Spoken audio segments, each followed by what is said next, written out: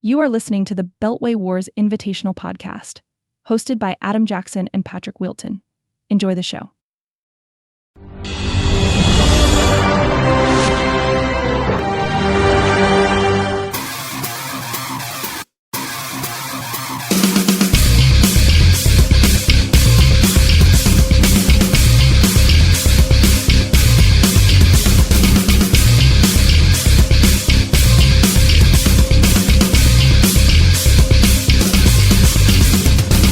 And welcome back to the Beltway Wars Invitational Podcast Show with your host Adam Jackson and Patrick Wilton. As always, the first show for the 2025 season.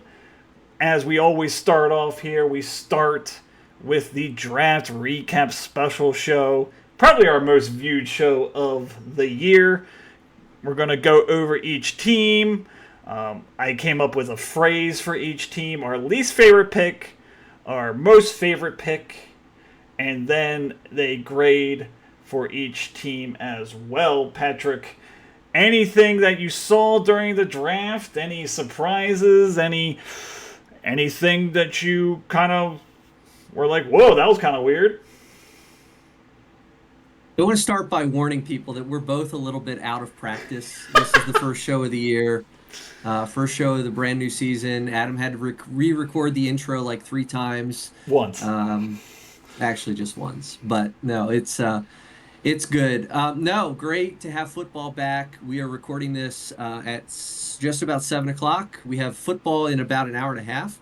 So we also said we're going to try to keep this to an hour, but I told Adam there's no way that that's happening, especially with me going on like this. But we've got Cowboys and Eagles tonight. Should be an exciting game. Kind of fun to draft the night before football. Like, this is the latest we've had the draft. So, I mean, I kind of thought that was interesting. It gave me an opportunity to get both of my other drafts out of the way, to get some real practice instead of just mock draft practice. So, I don't know, Adam, I think you had that situation too. What do you think about drafting this late, the night before the season? I kind of liked it because, you usually draft and then you're kind of waiting a little bit for the season to start. You're kind of antsy to see how these players are really going to fit together on your roster construction. With this, the way that we're doing it this year, it's like we drafted, we're off to the races now, and it's starting tonight. Also, we have a game tomorrow as well, so keep that in mind in terms of editing your roster as well. Football all week. We have Thursday, Friday, Sunday, and Monday Night Football as always. So I actually kind of liked it because it's, we drafted our players. We don't really need to think about it. We're going to see them in action, so at least some of them in action tonight. Well, and the big thing to me is you avoid all those preseason injuries, right? You take away all of that kind of, oh gosh, what's going to happen in the last couple preseason games here if you draft too early. It happened to me a while ago, famously in another league. I drafted Jordy Nelson during a live draft at a bowling alley, and literally before the live draft was over, everybody is like, hey, Pat, Jordy Nelson is going to be out for the year. You just drafted him like an hour ago. So that will always live in my head and always be a reason why I love drafting as close to the regular season as possible. So I liked it. Mm-hmm. I could not agree more. I kind of liked it, so maybe we can continue to do this sort of thing in the future. Still want to get a live draft done with you folks at some point, but we will see if that ever happens. But we've spent enough time going through the intro here, so let's go over to our first team, number 1 overall pick, and that would be, I don't even remember what he changed his name to. Wow, this is how unprepared we are. Sleeper just needs to put that in there. It's true. You should be able to see the team name. It's a good point. Westminster Wrecking Crew. Westminster Wrecking Crew. So I might just say your name because I don't know the names. Or Pat can help me out with that. But go ahead and looking at Scott's draft, goes Jamar Chase, Ladd McConkey, Brian Thomas, Chua Hubbard, DK Metcalf, David Montgomery, Joe Mixon, Kyler Murray, Junkins, Ayuk, Pitts, McCarthy, Algier, Little, Hunt, and the Buccaneers defense. Now, for my phrase for Scott's team, just by looking at who he picked and kind of the roster construction, was air superiority. That is the phrase that I have for Scott drafting 3 wide receivers in the first 3 rounds. Each one of these receivers can easily be in the top 10 and maybe even top 5 by the end of the season. So really, really stacked at the wide receiver position to start the season. Very talented guy, Brian Thomas, I saw going in the first round of some drafts. So to get him in the third is kind of pretty wild. But air superiority for Scott. Yeah, for sure. And a very similar strategy that we'll get to later on when we get to my team. But Scott and I are kind of brothers in arms here for this strategy of getting those wide receivers when they fall to you. We both felt like we had overwhelming value of wide receivers that just kind of landed in our lap. We both went receiver to open the draft. Kind of not a strategy that we see too often in our league, I don't think. And then we both had similar kind of recovery from that. We both drafted 3 running backs of the next 4 picks. I took a tight end in there. Scott took a 4th receiver in there. Both waited on quarterback. Scott waited kind of to Kyler Murray in the middle rounds of the draft after he sort of had his running back and wide receiver positions nailed down. So interesting strategy. We'll see how it pays off. I'll be curious, Adam, to maybe either now or when we get to my team to compare kind of the starts and then the recoveries, right? How we did in picking those first 3 receivers, and then how both of these teams recovered to sort of backfill in the running back position. Yeah, I mean, and this just goes into just kind of the zero RB kind of theory where, you draft the really stud wide receivers, then you try to pick it up at the end with some running backs. I think he actually did a pretty good job in doing that. But to go on to my favorite player that he drafted and in the position that he drafted, that would have to be Brian Thomas. Where he was last year, he was the number 4 ranked PPR wide receiver in fantasy football. To get him in the 3rd round is quite lucky, spectacular, good drafting, whatever you want to call it. But nothing really changed in terms of his situation. Still has Trevor Lawrence there. Maybe Travis Hunter takes some things away in terms of targets and whatnot, but rookie remains to be seen, maybe playing 2 ways. Brian Thomas is still the guy there in Jacksonville. And like I said, the situation hasn't really changed. He has a year more of experience and, good things ahead for Brian Thomas. Yeah, I'm going to actually go to 1 round later and say Chuba Hubbard is my favorite pick of the draft. I think that, of the players that went around him, I definitely saw Hubbard as the end of a tier. I probably would have actually taken him before James Conner, who went 1 pick before him. But I think, to come away out of that 4th round after drafting 3 receivers, taking a guy like Chuba Hubbard, who was fantastic last year, we'll see how Bryce Young develops. They've got a really young receiving core with a rookie sort of being their wide receiver 1. So I think Hubbard has an opportunity with not a whole lot of competition these days to really become or to continue on as a focal point of that Carolina offense. Yeah, I mean, kind of burst onto the scene last year. This because you had him in this league as well. So kind of came out of nowhere, in good position to, continue to lead that backfield. Still has Jonathan Brooks there. Who knows what's going on with that. Added Rico Dowdle in the offseason as well. Maybe that takes away some pass down abilities from Hubbard. But to get him in round 4, you'd much rather have him than I would say than Pacheco and DeAndre Swift. So I think he kind of fell where he should have fell, and Scott was smart to take him there. Okay.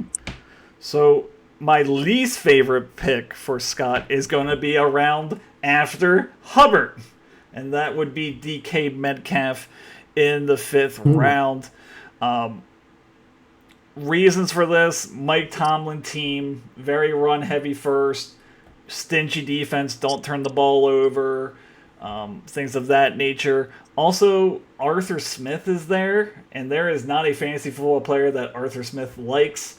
So, Arthur Smith in Atlanta with Kyle Pitts, that would be a thing with there.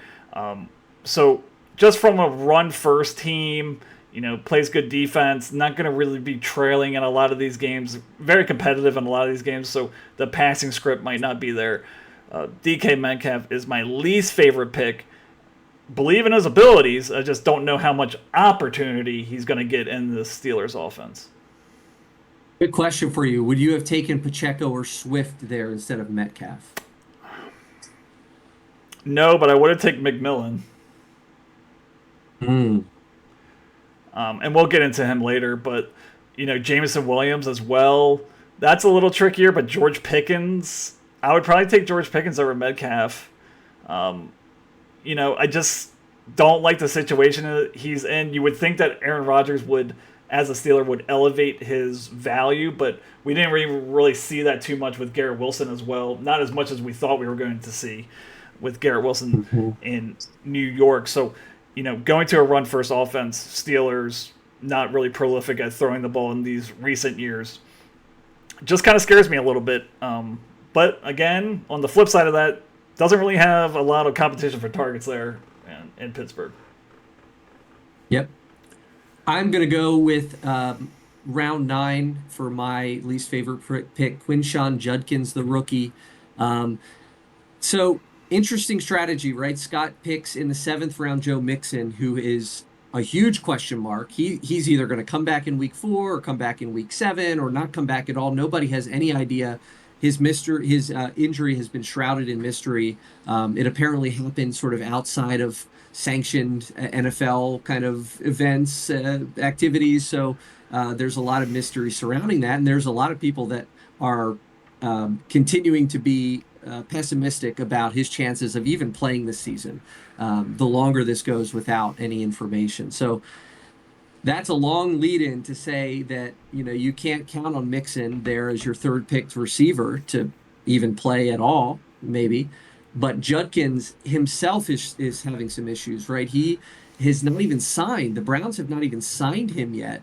Not to mention he has some recent trouble with a domestic battery arrest that the NFL is still investigating. So between those two kind of outlying issues, pairing Mixon and Judkins as you're sort of hoping one of these guys becomes your RB3, I would have went a total different direction. Krosky, Merritt, who went a couple picks later, would have rather had him, would have rather had Javonte Williams in Dallas.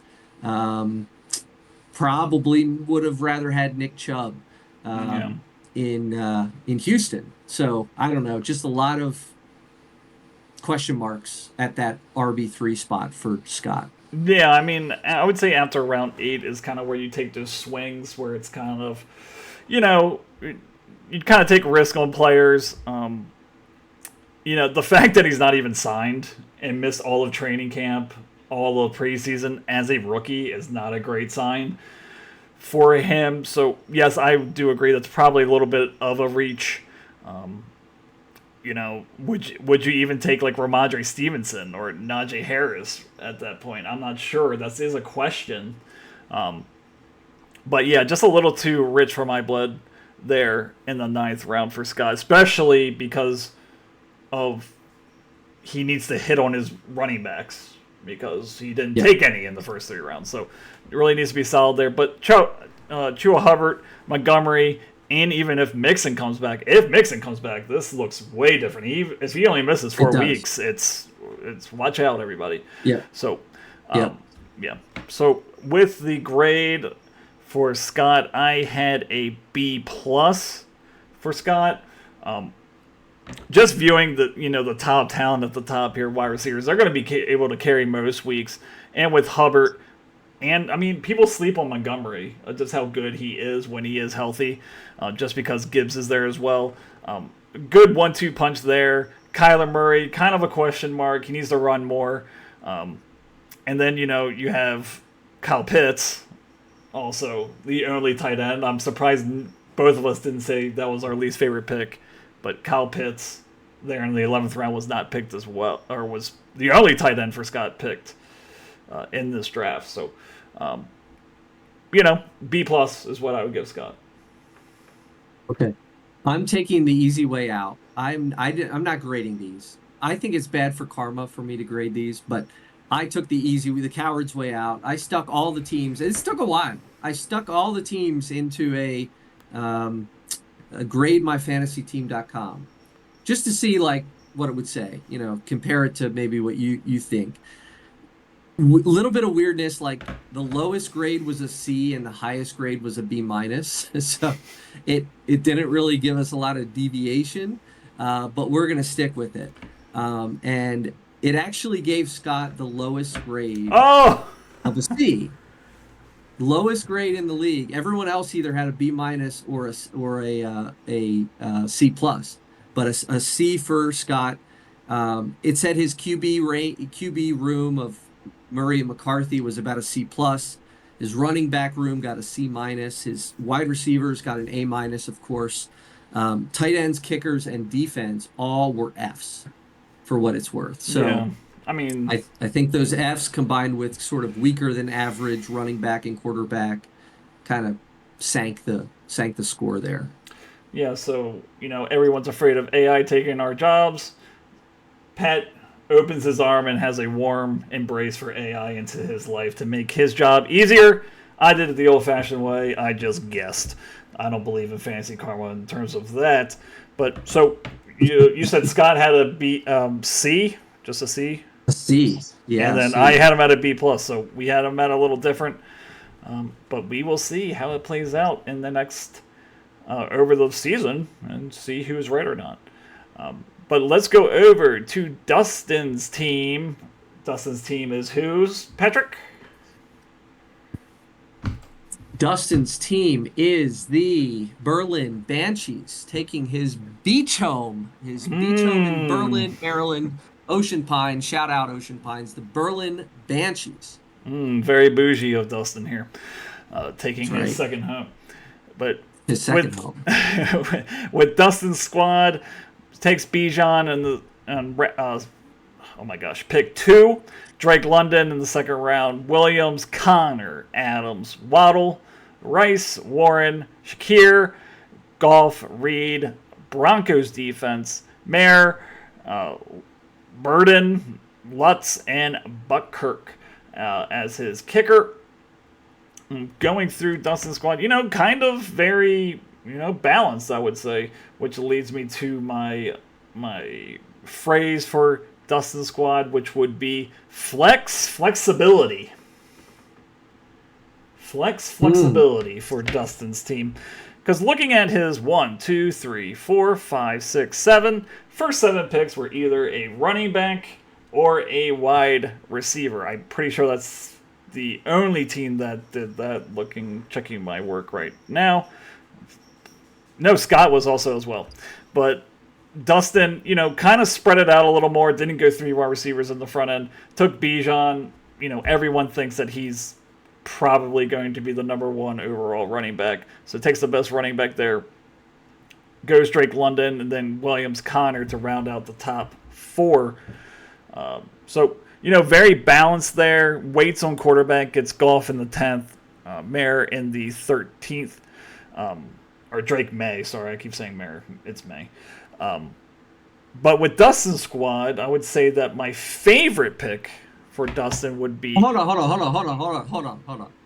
Let me react to you, because I disagree with your catchphrase here. I disagree with flexibility. I think he has probably the least flexibility in his flex spot of anybody in the league, at least for the first 6 weeks, while Rashee Rice, 7th round pick for Dustin, is going to be suspended.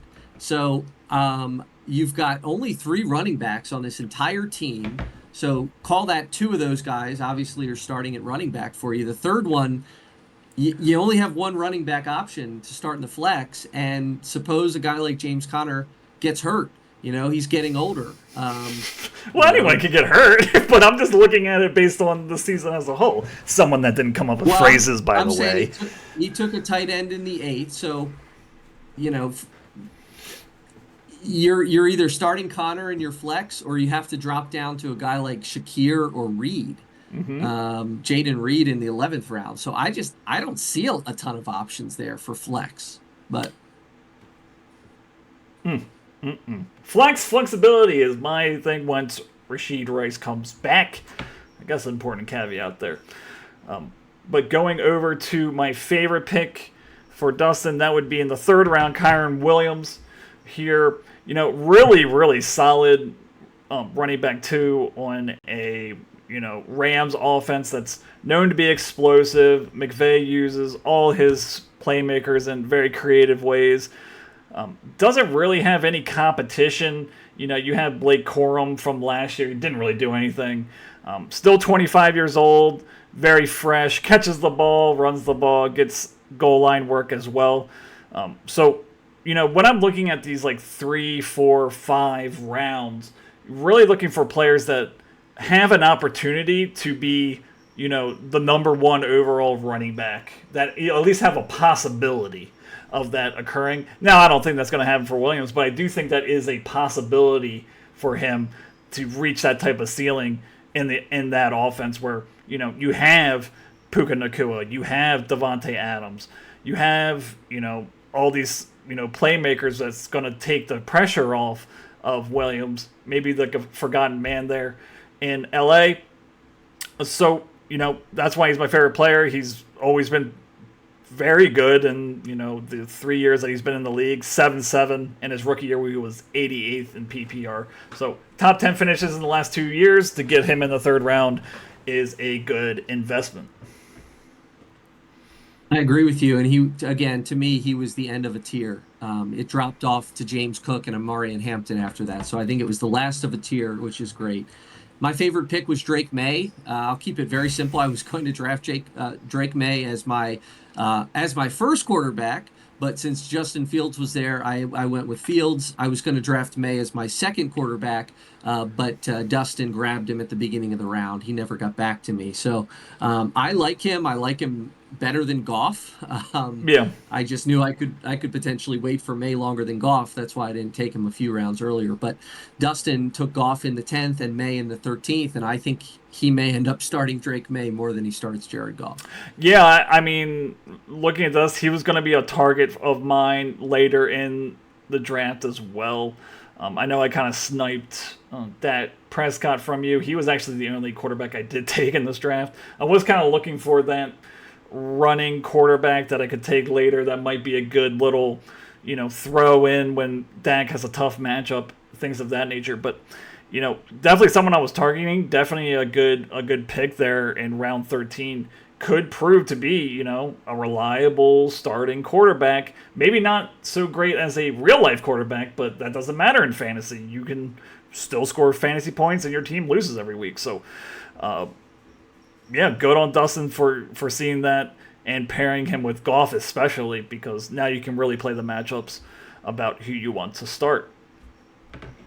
But going over to my least favorite pick for Dustin, that would be in round 6. Jalen Waddle was my least favorite. It seems like every time we talk about him, he's so talented, all this stuff. First 2 years, very good. 8 finishes number 8 in PPR, 13. Last 2 years, 34 and 46. Now that does have something to do with Tua being hurt and things like that, but so many weapons on this Dolphin offense to try to feed mouths and whatnot. You have multiple running backs that could produce. You still have Tyreek Hill there as well. You have, there's some reports about Malik Washington being a kind of interesting little wide receiver 3. Darren Waller came out of retirement to play for this offense as well. Just a lot of mouths to feed in this offense, and, based on recent history, 6th round, maybe a little too, ambitious there to take him there. Yeah, I just looked over Dustin's lineup twice, his draft board.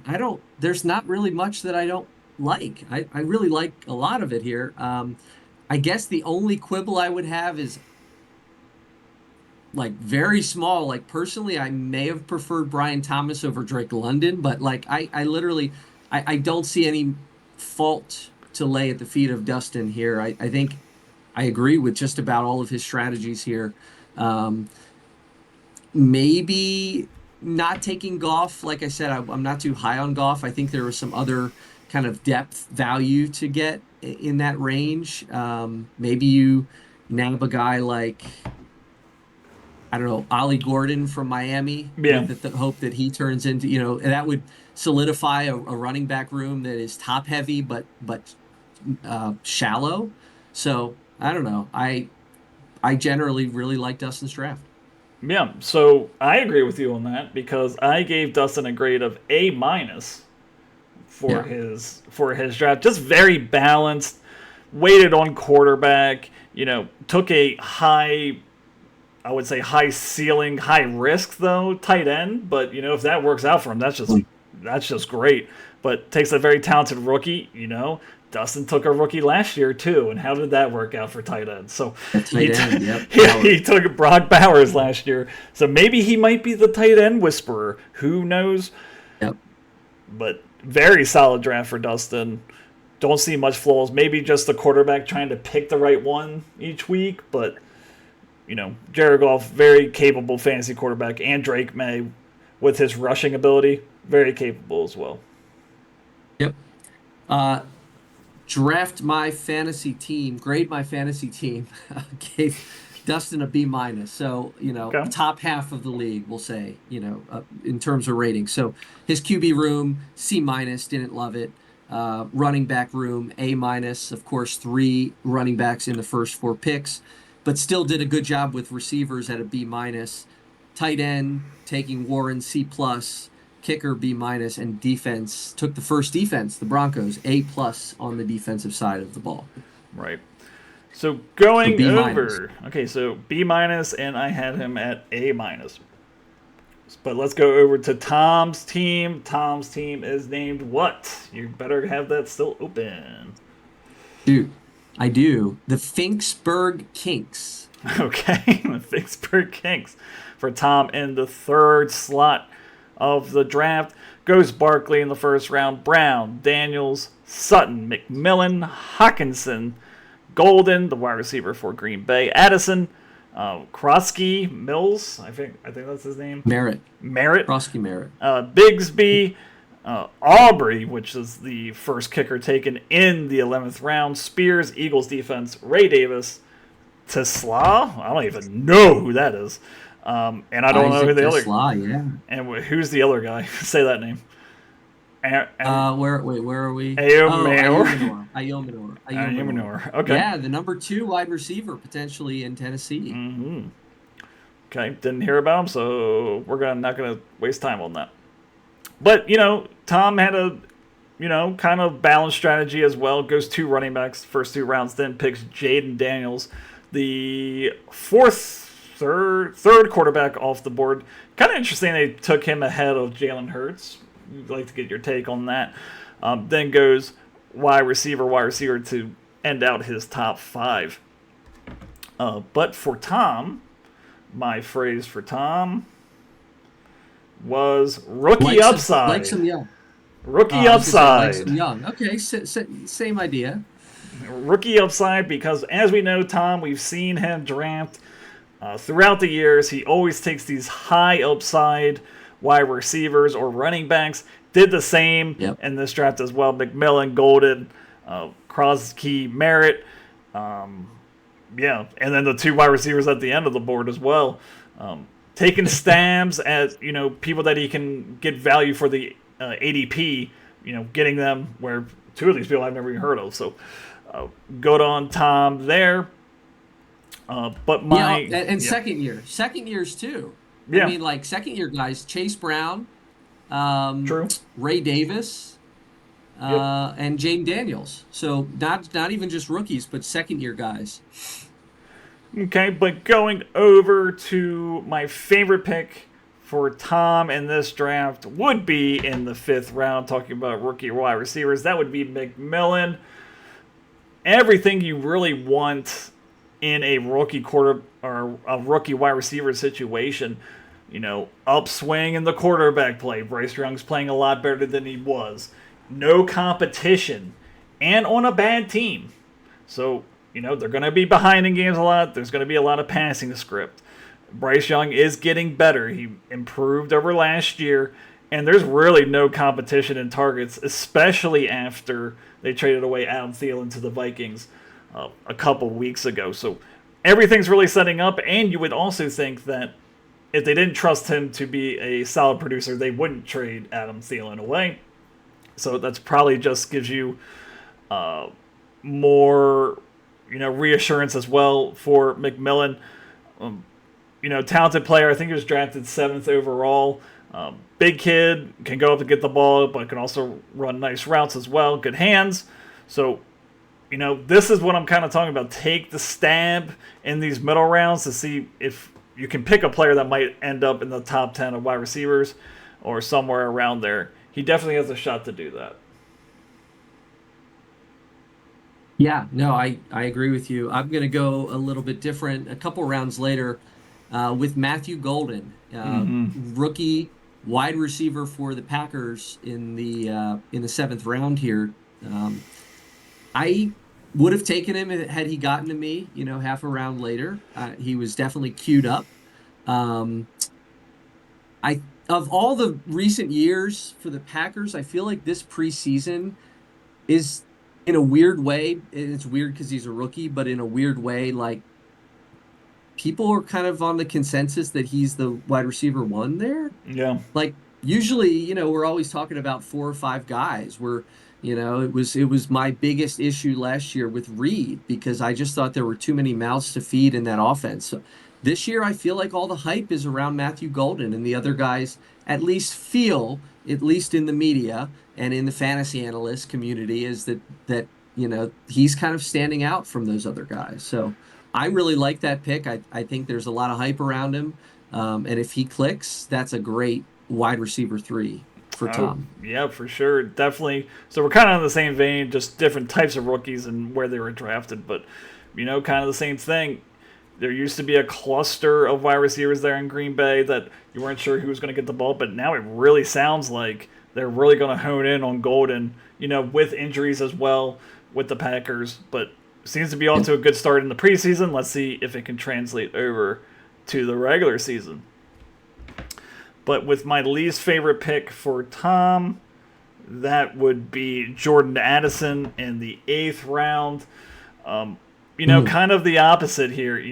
First of all, he's suspended for the first 3 games, so you're not going to have him there.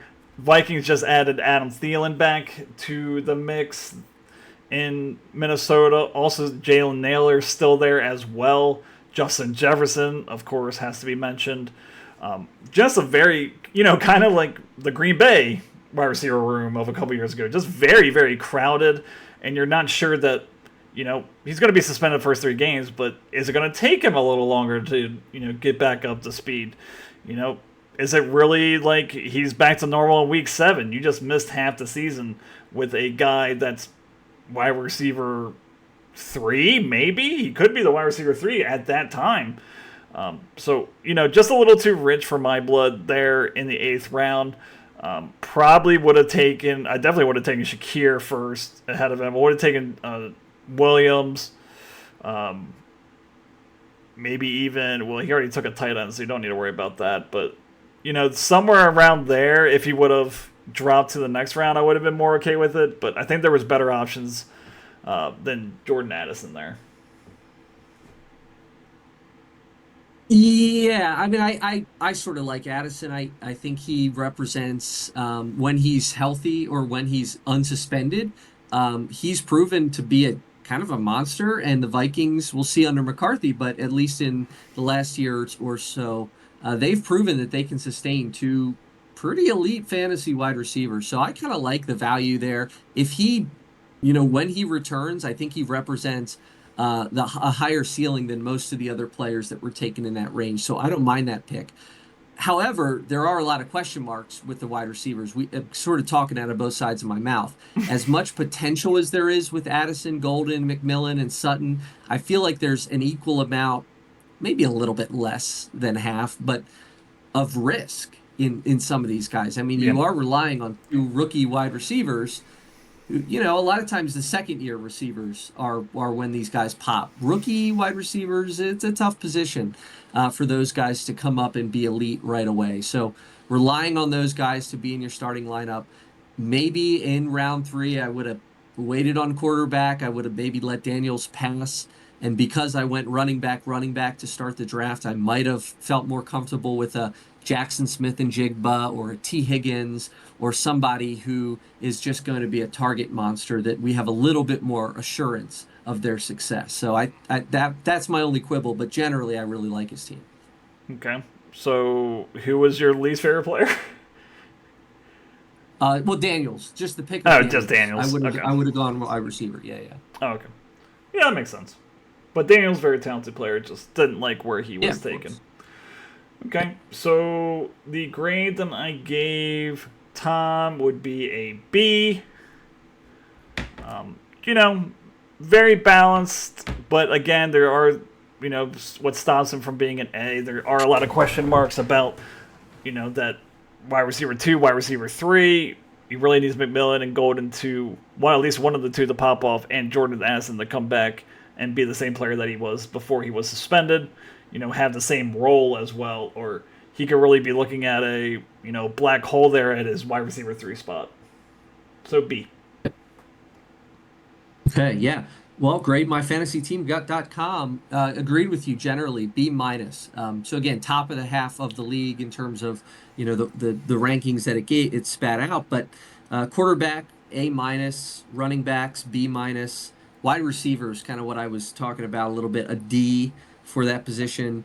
And then first one to take a kicker, second one to take a defense gets you an A for defense and an A plus for kicker. So I suppose there's that. And then TJ Hawkinson, the tight end, A minus for that grouping. Okay, so you said B minus. I gave him a B. Out of the third spot, the Finksburg Kings. Okay. So going over to Brian's team, we're moving along here. With Brian's squad, what is Brian's team's name? Oh no, we're falling apart. Brian is the Timonium Neon Tubes. Okay, so the Timonium Neon Tubes, I'm sure there's a story behind that I haven't heard. Yep. Goes Jefferson, Irving, McBride, Evans, Pacheco, Nix, Adunze, Eckler, Higgins, Downs, Gordon, Loop, Steelers, Leggett, Okonkwo, and Ward. Is it Cam Ward? I believe it is Cam Ward. Cam Ward, rookie, number 1 overall pick. Very, again, kind of balanced squad. Goes wide receiver, running back, first 2 picks. Then does the tight end.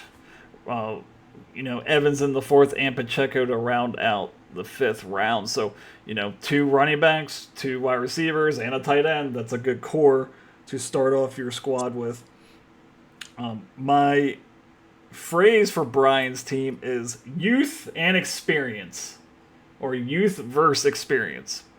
So by looking at his squad, you have players like Justin Jefferson, who've been around for a little bit. But then you have Bucky Irving, who really came onto the scene last year. McBride as well in that same vein. But then you have Mike Evans, kind of long in the tooth, but has been very productive. Isaiah Pacheco, kind of the same kind of deal. Eckler, and then on the flip side, Downs, kind of a younger player as well. So kind of a mix and match of, potential to, just coming onto the scene versus when is the experience finally going to fall off for these older types of players, Mike Evans, Austin Eckler, those type of players. Are we going to see a production dip that the youth can really fill the void of for Brian's team? Any words on my phrase that you don't agree with? No, I like that one. That's okay. A good one. Okay, so looking for my favorite draft drafted player on Brian's squad. Brian's squad is Bucky Irving in the second round. Again, kind of going back to in these 2, 3, 4 rounds, you're looking for that player that could become the number 1 overall running back wide receiver, and Bucky Irving is one of those people. Explodes onto the scene last year, comes out of nowhere. Comes in number 13th overall PPR running back. Explosive offense. They add pieces. Also lose Chris Godwin for the majority of the season. So are we going to see more in the passing game to him? Also add, a couple players as well. But I think that we're going to see him even explode even more, because I think that Rachaad White kind of experiment is kind of over with. I think they trust him enough to be able to carry the load and all that. So, and we saw it last year. He's a PPR monster. I mean, everything like that. He can, I'm looking at his, attempts. By the end of the season, it was 25 attempts, 15, 16, 20. So, where at the beginning of the season, it was 9, 7, 9, 9. So, they really liked him more between the tackles as the season went on. And he also has the PPR catching ability as well. Yeah, I'm going to go with Isaiah Pacheco on this one. I think, and I believe, Adam, did you have Pacheco last year? That would be Josh. Josh drafted him. Because he started off, his first couple games of the season were pretty good, and then he got hurt, right? And I think based on where he was drafted last year, if you can put it out of your mind that he was injured for most of the year, and that if you can say, hey, he's healthy again, he's not much older than he was last year, he's a year older. Yeah.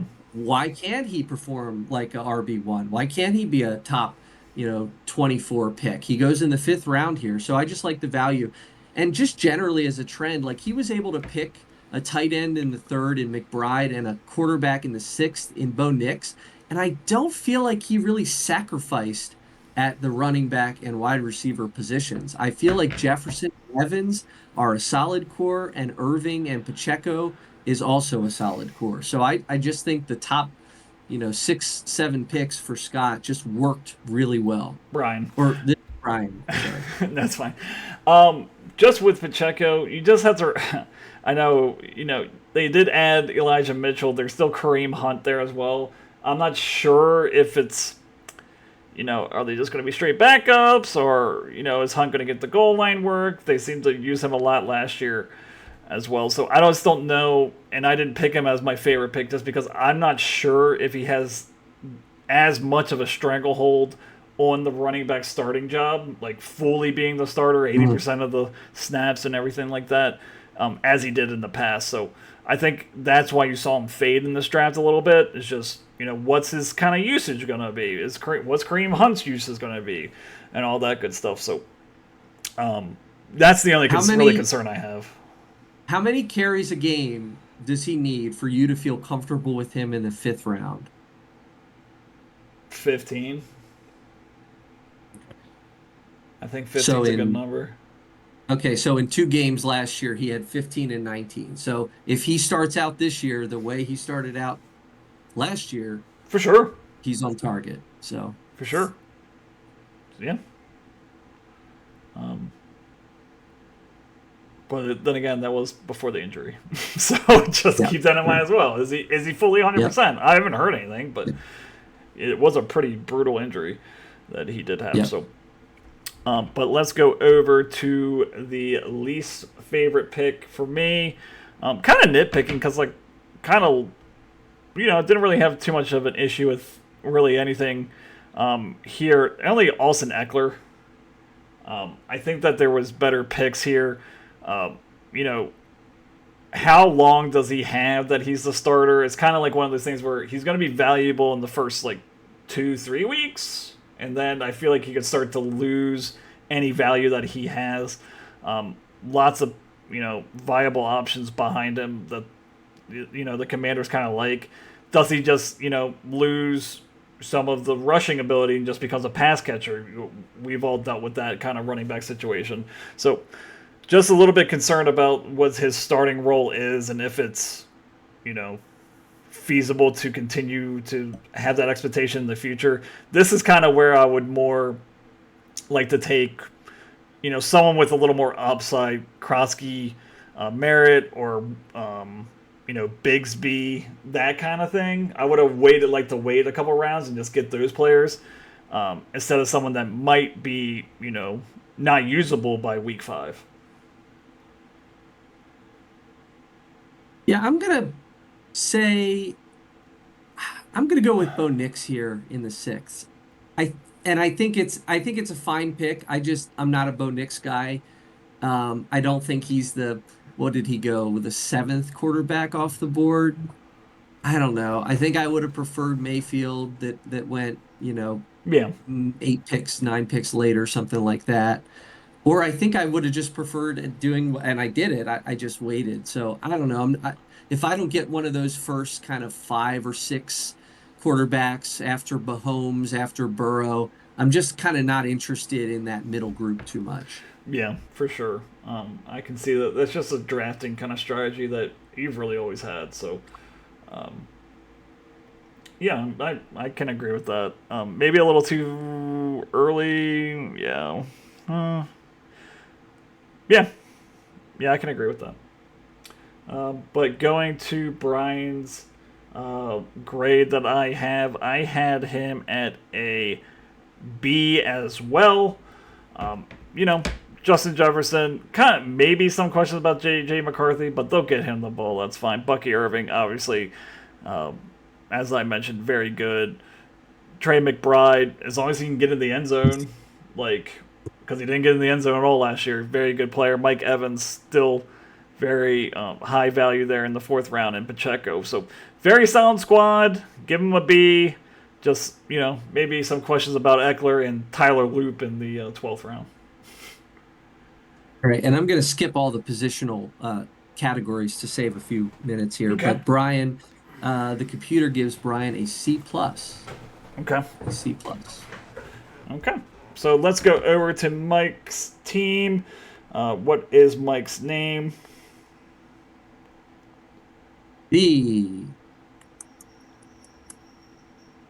Wow, everybody changed them, didn't they? Except for Mike, the Columbia Clown College again. Familiar. Okay, so as that's really worked out for him in the past, he keeps that name.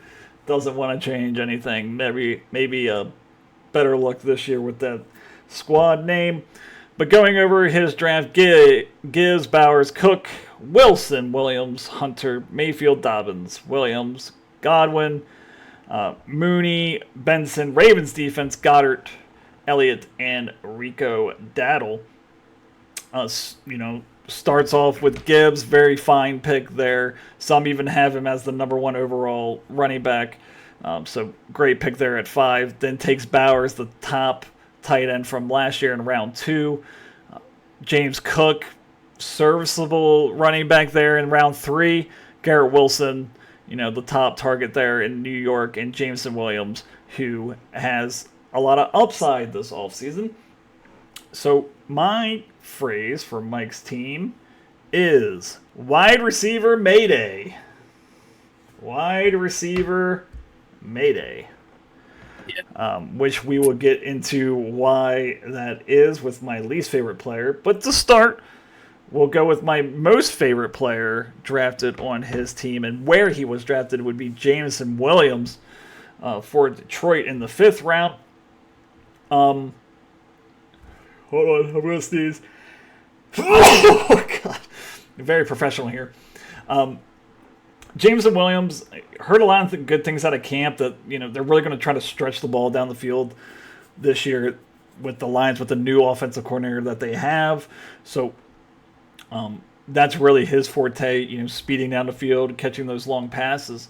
And he really took a step forward last year, going from wide receiver 82 in 2023 to wide receiver 22 in 2024. I do foresee another step in the right direction there, maybe ending up as wide receiver 15, I could see. So, very talented player, had some off-the-field issues and stuff like that, but is on track now. Coaches like him, and he's poised to have, I would say, a breakout fantasy season. We're going to give you the law firm of Williams and Williams here because I'm going to go in the ninth round and give you Javonte Williams. Kind of maybe an unsexy pick, not a guy that a lot of people are too excited about. But as far as I know, he's his only competition in Dallas for carries to begin the year is a rookie who's been having some injury problems in Jaden Blue.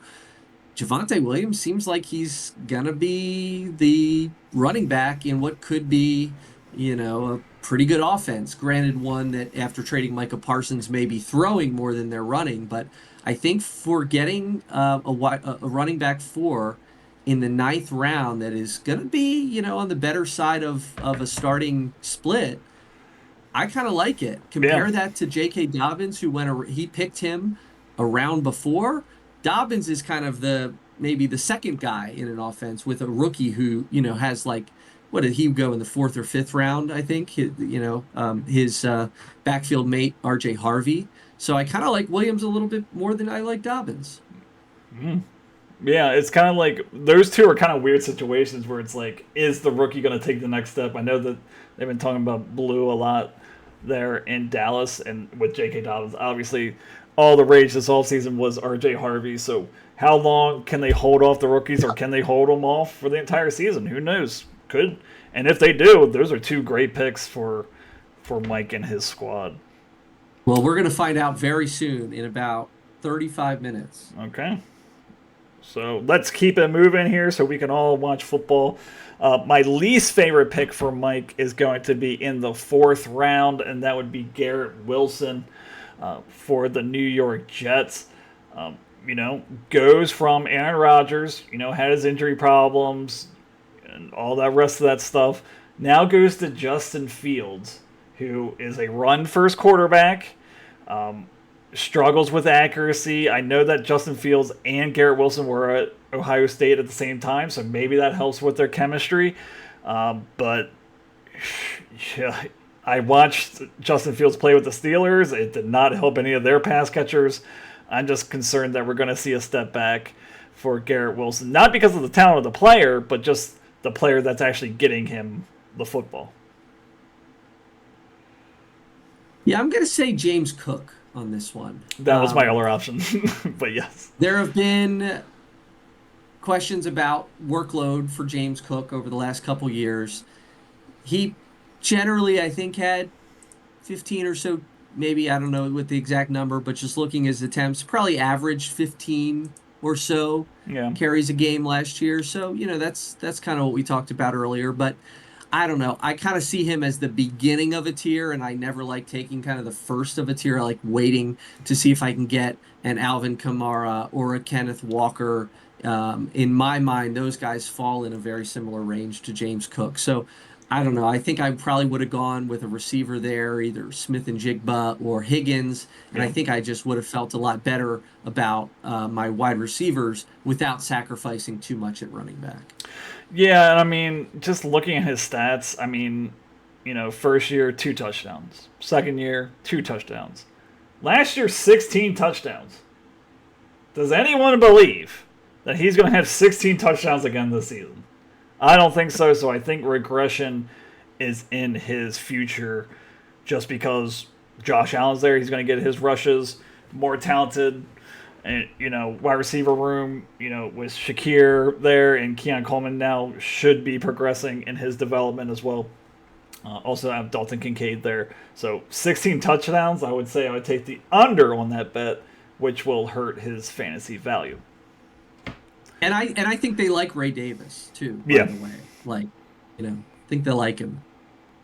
So my grade that I gave Mike would be a C. Just that wide receiver room, even with Jameson Williams, it's still kind of like, who's that solid guy that you're going to get production from? It's not Garrett Wilson, just with all the things that I mentioned. It's not Williams. He's, trending up, but there's still question marks there. You still have Amon-Ra St. Brown there. And Travis Hunter, who's a complete unknown. Is he going to be playing 2 ways? If he is, how much is he going to be on the field as a wide receiver? So, just his first 3 wide receivers just have really big question marks about what their role is going to be in a new offense, because each of them really are in a new offense. Williams has a new offensive coordinator. Wilson has a new quarterback, and Travis Hunter is a rookie. All right. Well, for the first time, Grade My Fantasy Team actually liked Mike's team a little more than you did, Oh, giving Mike a B minus. okay. B minus for the AI overlords. Wonderful. Okay, so let's go over to our next squad. That would be the 6th spot, and that would be Sarah, who is named what? I'm never ready. I'm never ready. I mean, The you literally know it's Pasadena coming. Pulverizer- The Pulverizers, the Pasadena Pulverizer. She changed that 11 hours ago. Oh, very good, Sarah. One day into the season, post-draft, we already have a I don't name. know about you, but I like seeing new names. So change your names. It's fun. It's fun. Change your names. Put it in the AI generator to create a logo for you. That's what we did. Right. So just going over her team just real quick. Lamb, Taylor, Hampton, Mahomes, Pickens, Andrews, Olave, Mason, Rashid, Stevenson, Allen, White, Bates, Vikings defense, Justin Herbert, and Hunter Henry. My phrase for Sarah's squad was QB future frustration. QB future frustration. That's to go into the fact of where she picked Patrick Mahomes. And her second quarterback is Justin Herbert, who is in a run-first type of situation. No one's questioning his talent, but how many opportunities is he going to have? So my phrase would be QB future frustration. Any thoughts? Yeah, I think there's some players on this roster that could cause some frustration, whether that's Chris Olave in what projects to be a pretty bad Saints team, with a quarterback that not a lot of people know very much about, could be one of the worst offenses in the league. Maybe it's Mark Andrews ultimately getting vultured probably by Isaiah Likely once Likely returns from his injury. That's a guy that was already ceding territory to a second tight end last year quite a bit. Whether that's, Rashid Shaheed, another Saints receiver, two Saints receivers, bold move, Cotton. Here. So I agree. Definitely could be some problems up and down this lineup. Yeah, so let's go over to my favorite player of the draft, which is very funny. My favorite player of the draft for her is in the 7th round, Chris Olave, actually. Looking at him just based on, again, there's question marks. Injuries, concussions, quarterback play. But again, in the 7th round, you're taking stabs. Last year, he was taken in the 2nd round. I mean, the talent is there in terms of fantasy. In 2023, you kind of can write off last year because it was an injury-filled season. But in 2023, he was the 16th overall wide receiver. But again, the Saints are going to have a bad offense. They're going to have questionable quarterback play. But who else is going to catch the ball there? And they're going to be behind in so many games that you think that the game script itself and with his talent is at least, I would say, solid wide receiver 3, maybe even low-end wide receiver 2 range, just based on the volume that he's going to see there in New Orleans. Yeah, I mean, he got dropped in my work league the other day. I told you he was drafted in the 10th round of that draft and got dropped, and I scooped him right up. I mean, I put in a waiver claim for him and was able to get what in this draft is a 7th round, I guess, value on my waivers, which was great. I'm gonna kind of go to the top of the draft. I really like just the start of Lamb and Taylor combined. Taylor, maybe there's injury concerns there, but that running back in the Indianapolis running back position is going to be a busy position. You've got Daniel Jones, who doesn't excite you. You've got, a second round pick here in Jonathan Taylor that we've seen him just dominate the workload in previous years. He's starting to get up there. He's only 26. 26. He feels like he's been in the league for a lot longer than that. Right.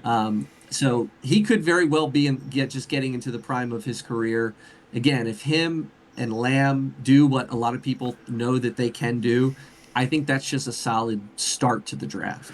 Yeah, and I mean, like I'm going to keep on saying it, in this area, 2-3, you're looking for that person that could be the number one overall, of that position. Guess what? Jonathan Taylor has been, in the past, the number one overall running back. So definitely has that ability, and definitely very solid, CeeDee Lamb, Taylor. Those are premium players at premium positions. CeeDee Lamb's going to get his looks. Jonathan Taylor has to get his looks. He's the most talented player on that offense, I would say. I would say that's not even a question. So, Lamb and Taylor is a great 1-2 punch. Both players that can end up first overall for their positions. By the way, ended last year, 3 games, 39.8 fantasy points, 27.6 fantasy points, 25 fantasy points. No. If he picks up where he left off, watch good out. Times for Sarah. Yep. Totally agree, Nate. Okay, so going over to our least favorite players drafted, and that's going to be Patrick Mahomes for me. Throughout this podcast, we've really talked about how much, the name, the lights, everything like that. It's just that, he just doesn't score points. And, last year had 4 games over 20 points. That's not the Mahomes that, you really want there, or the quarterback you really want there. Ended number 11 last year in terms of quarterbacks. Taking him in the 4th round is way too rich for my blood. Again, I would have rather waited, got someone like, a Baker Mayfield, even a Bo Nix a couple rounds later, even a Kyler Murray. Just someone with a little more upside, getting I don't even know how old he is before I say that. 29, so still in the prime of his career, but it's going to miss Rashid Rice for 6 games. Travis Kelce getting older, slowing down a little bit, maybe not so much focused on football anymore. Who knows there? So losing some of his weapons, and they're becoming a more balanced squad where he's not going to be asked to throw the ball 50 times in a game because they have talented enough running backs. I'm going to say Mark Andrews. Okay. And not to be a home team hater, but I feel like the threat of Isaiah Likely is real. I mean, I think we saw that. We saw his targets per game go down significantly, especially in the first half of the year. He never had more than 8 targets. For a tight end that you're picking as like a top 5. Well, when did this 1, 2, 3, 4, 5, 6, like a top 6 tight end? I think you want a little bit more assurance. I think I would have rather had TJ Hawkinson, who went a couple picks later. I think I would have rather had David Njoku that went like a round and a half later. Yeah. So I don't know. I just think I would have gone maybe some of the other guys that went in that range.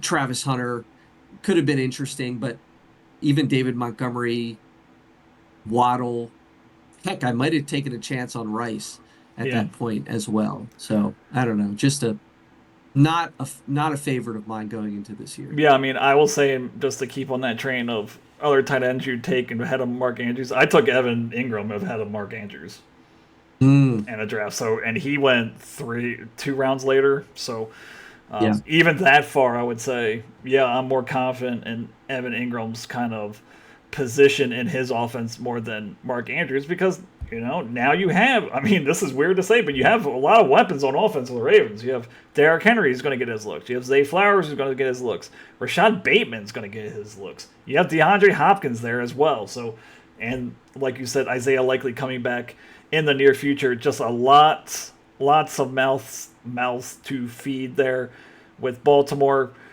So, kind of a player on the downswing. And, to be completely honest, how much is the end of last year going to affect him in terms of his confidence? Who knows?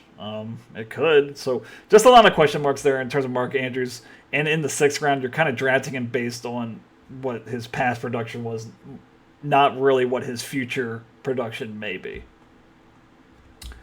But my grade for Sarah is 1, 2, 3, 4. Would be a B plus, I would say. Just really good first 3 picks. I'm a big fan of Hampton as well, but Lamb, Taylor, and Hampton, really a good punch there. George Pickens, I'm really liking what I'm hearing out of Dallas. The amount they're going to throw the ball. Even Jordan Mason, I think he's going to push for that job in Minnesota as well. Very exciting player. I had him last year, so I saw a lot of him when he was filling in for Christian McCaffrey. So nice little sneaky pick there as well. So I gave a B plus to Sarah. GradeMyFantasyTeam.com had a B minus for Sarah's team. Okay, so very close for Sarah's squad. But going on to pick number 7, and that would be Jake, who is who? Jake is the... You keep on forgetting. Everyone changed them to like significantly different things. The Penn Prairie Wolves. Penn Prairie Wolves. Okay. So, well, just going through... I don't know if that's a county or a township. It's just a location, so that's all I really care about. They have townships, so I'm guessing it's a township. Anyway, I hate PA. All right, so his drafts quickly is McCaffrey in the 1st round, Brown, Smith and Jigba, Burrow, Laporta, Jones, Pearsall, Diggs, Robinson, Blue, Mims, Thornton, Sampson, 49ers, Hollywood Brown, and Tyler Bass to round out his draft. My phrase for his draft was Hero RB. So Hero RB, because he drafted 1 and then he waited to the 6th round for his next running back selection. So kind of a tricky play there. You got to be able to hit on some of these questionable running back selections that go on later for a reason. Aaron Jones, I'm looking at you. So, but to start off with my favorite player of Jake's draft, and that would be Ricky Pearsall in the 7th round. The only, which is kind of funny to say based on last year, but the only healthy 49ers wide receiver during the preseason and in training camp. Got a lot of good connections with Brock Purdy. We saw some of that last year, but he was kind of stuck behind Debo and Juwan Jennings. But you saw some of that as, just looking at week 17, 8 for 141. So definitely took a little longer. He was shot last year, so he took a little longer to get back into the fray. But very talented player and, number 1 in the depth chart right now, I would say, for San Francisco with Brock Purdy, who is a competent quarterback, can get the ball out. And so we had to throw it to somebody, and he's the first in line. All right, well, I'm gonna agree with you on Pearsall, and I'm gonna ask you this question because you and I were in a very similar boat here. You picked 2 picks later, and I picked 3 picks later. Yeah, we each had 3 wide receivers and a tight end in that round. If Pearsall would have gotten to you, you took Tyrone Tracy. If Pearsall would have gotten to you, would you have taken Pearsall?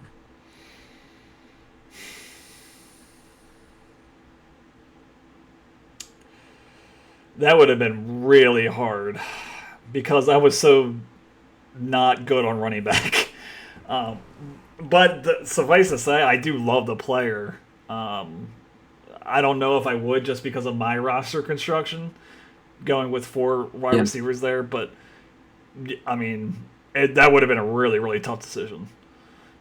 All right, well, here's how much I like him. I would have taken him and you and I were in basically the exact same situation. We had 3 3 wide receivers, 2 running backs, and a tight end. We were in the exact same position.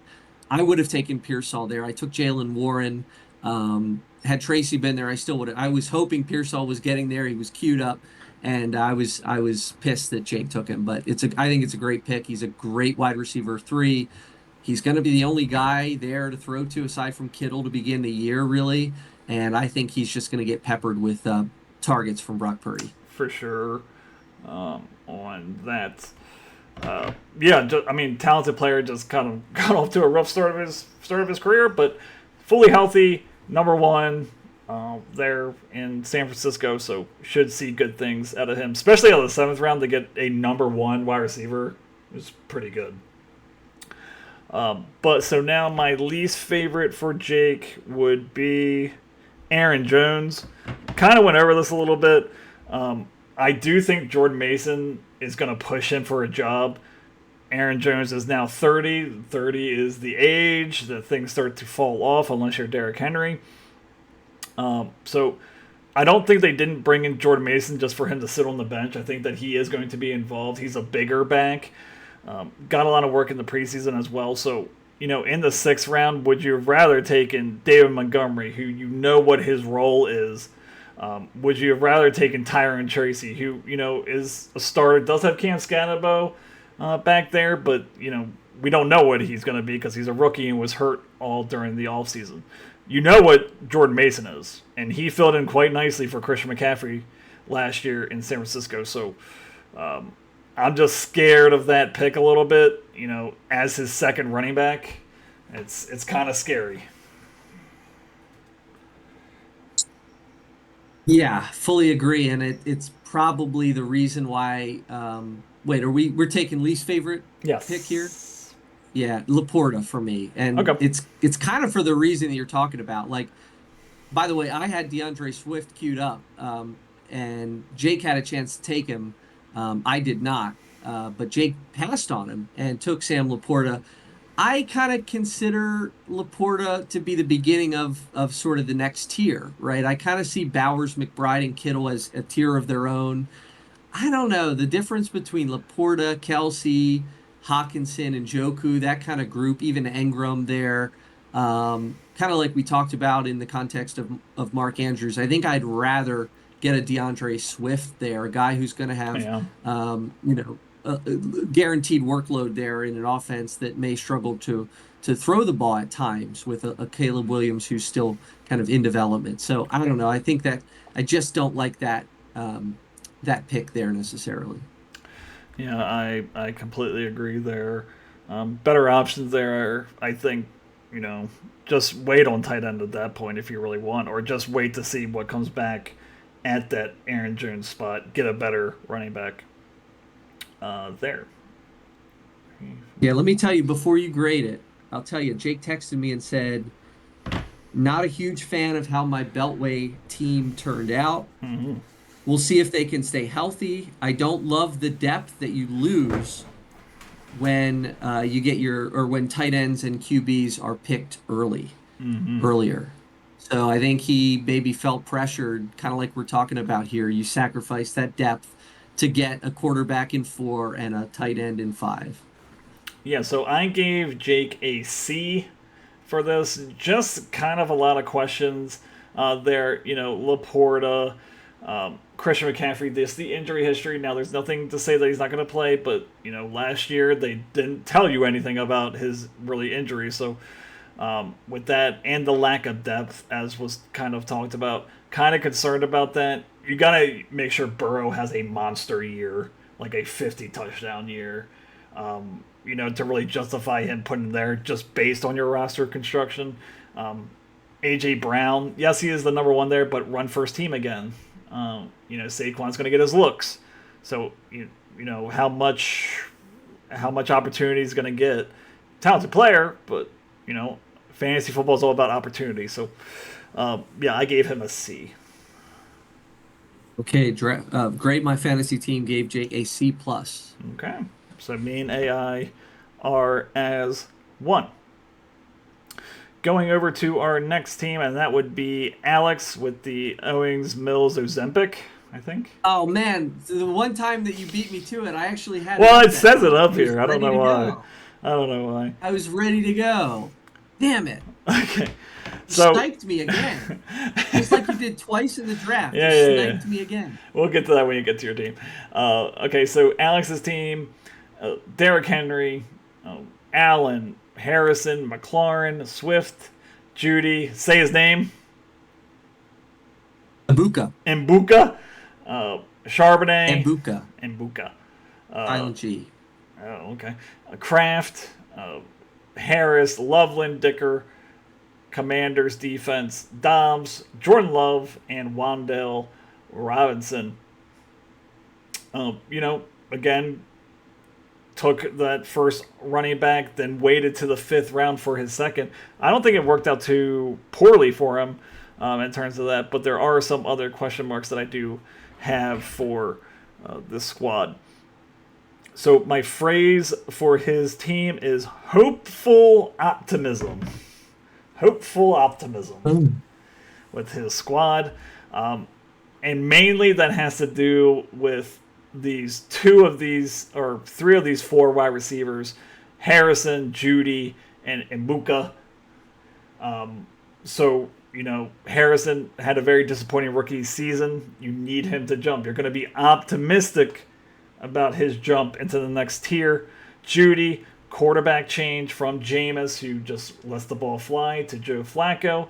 How will that really change his projection? And Mbuka is a rookie with a crowded wide receiver room. Mike Evans, Chris Godwin, probably back on the way at some point there in Tampa Bay. So hopeful optimism for Alex. Nothing? Yeah, no, I cosign. Okay. It's a cosign. All right, fair enough. So my favorite player drafted for Alex would have to be Mbuka, as we just mentioned, in the 7th round. Again, I'll say this again. In these middle rounds, take the stand for where you're going to get the most value from the ADP. And I think just by hearing all the reports, they love this guy up here in Tampa Bay. He's been really wowing them in training camp. Baker seems to like him a lot. Finds him, in practice all the time. Huge upside. I would say probably one of the biggest upsides in terms of a rookie or wide receiver in this, this fantasy draft class. Between him, McMillan, and probably Golden are the 3 biggest rookies that have the biggest upside. He's right up there with them, and to get him in the 7th round, I think is a good stab. Yeah, I'm gonna. They definitely like him, and he's gonna have the opportunity to be on the field while Godwin recovers from his injury.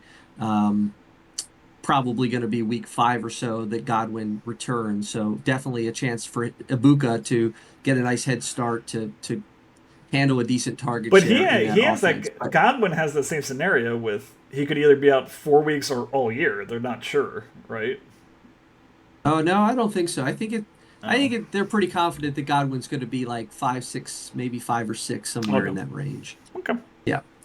But I'm going to say DeAndre Swift. I just talked about him. I had him queued up. I just think to be able to start with, Henry and then go away from running back for a few rounds to get a quarterback and a couple wideouts, and then to come back in the 5th and get DeAndre Swift there, a guy we talk about unquestioned workload. There ain't nobody in Chicago. I keep hearing things, probably the Bears are going to sign somebody like a veteran to kind of come in and pair with Swift. They haven't done it to my knowledge. So yeah. I think he's just a great kind of solid 5th round running back to fill in the core positions for Alex. Okay. So going over to our grading for Alex, I had a C- for Alex, just because, Derrick Henry, even in the 1st round, I know he had a career year. Can he continue out? He is now older as well. I don't foresee a problem with that, but he doesn't catch the ball either, so his floor might be a little lower than some of these other running backs that was taken in the 1st round. Also, Josh Allen, very early Now, very good, but that also screws up kind of your other depth positions, especially a wide receiver in his case, for Alex. And, after Henry and Swift, you got Charbonnet, Harris. Like, those are the only 4 running backs on his squad. So, this is kind of a repeat from last year where he forgot to take running backs.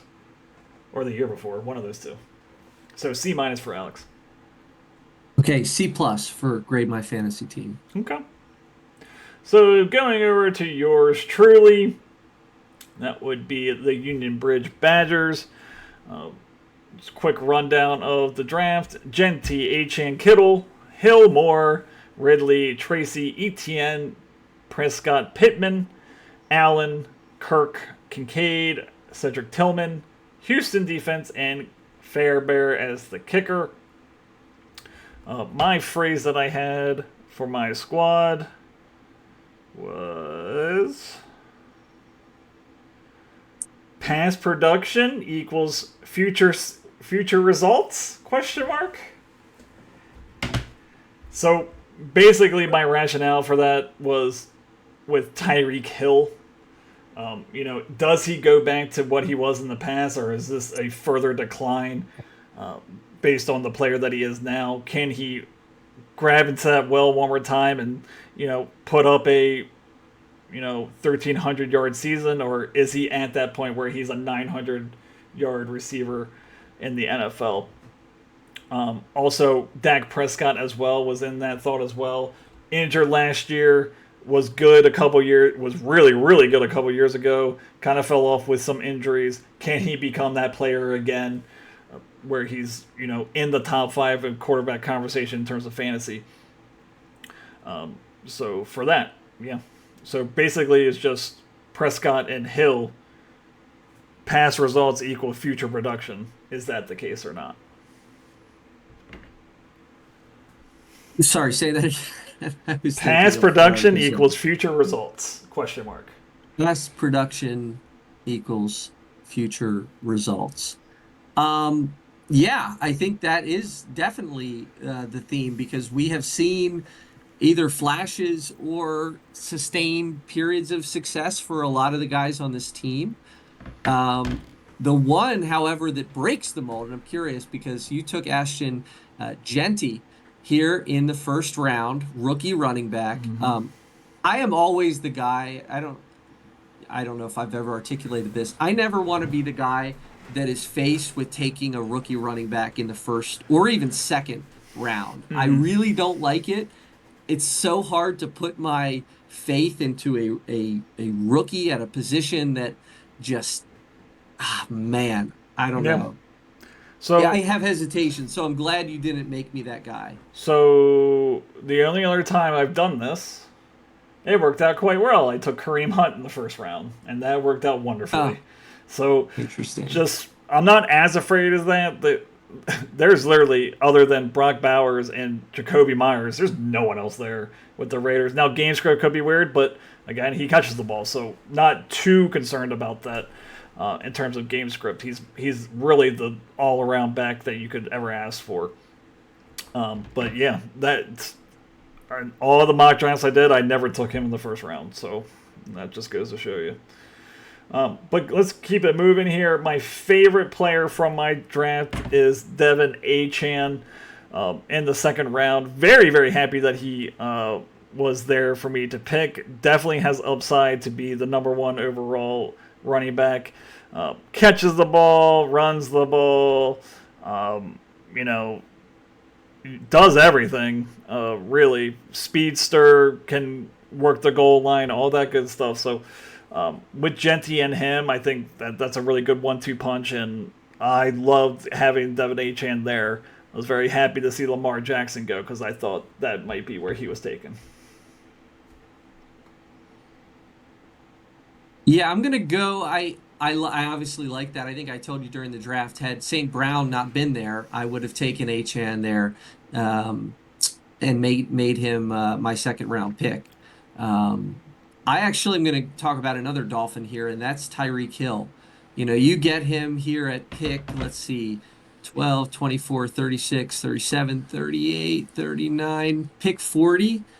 kind of top half of the fourth round. I really like that. I think you probably got about a round's worth of value there. I think he's probably more of a third round pick in my eyes. Um, I very nearly took him. He would have been my fourth wide receiver in 4 picks, so I couldn't do it. I kind of had to let him fall, and I think he scooped him up. And I just like the possibility that he could be, with a healthy Tua Tagovailoa. Remember, we haven't had that much lately. Yeah. So, I mean, there's some concerns about they didn't name him a captain for the first time this year. Yeah. He's always kind of one of these bombastic guys that has a personality, has some fire in him, right? To put it kindly. So I don't know. I think, but the value that he represents and the possibility that he has is enormous.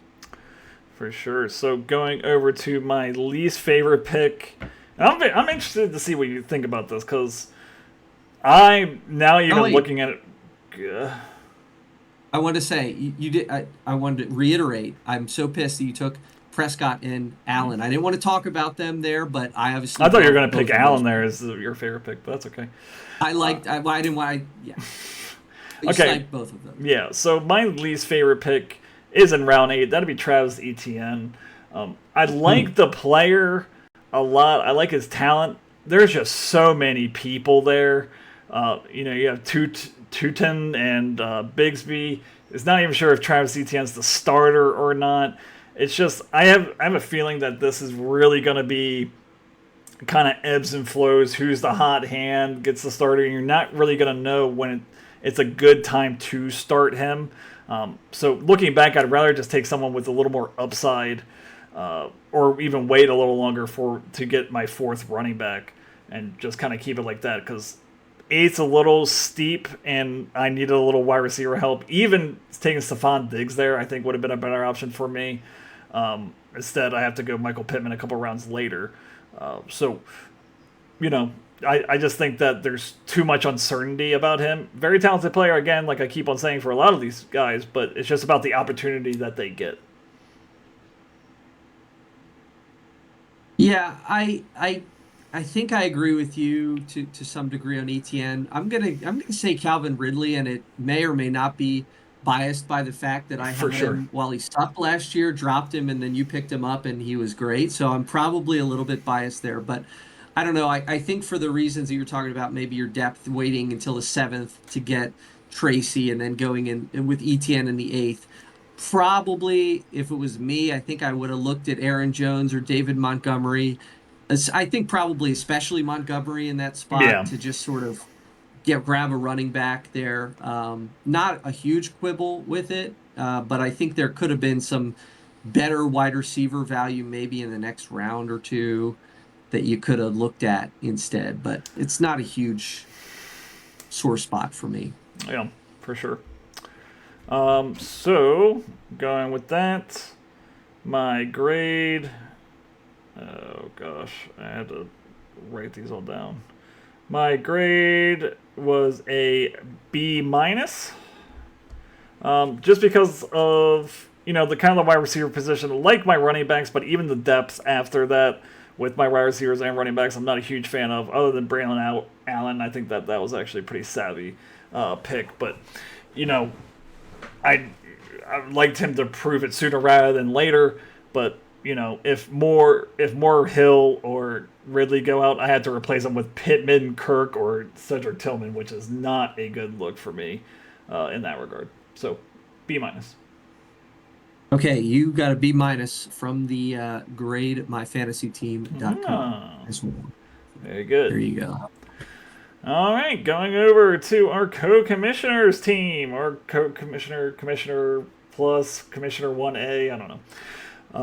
Patrick, remind me of your team's name.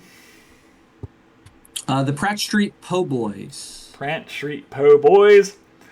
Goes Neighbors, St. Brown, Higgins, Henderson, Kelsey, Pollard, Warren, Cup, Johnson, Coleman, Tutin, Fields, Caleb Williams, Douglas, Bills, and Lutz. So, again, our second team, and I'm not even sure if this has ever really happened, but our second team in 1 year that goes 3 wide receivers off the board for their first 3 picks.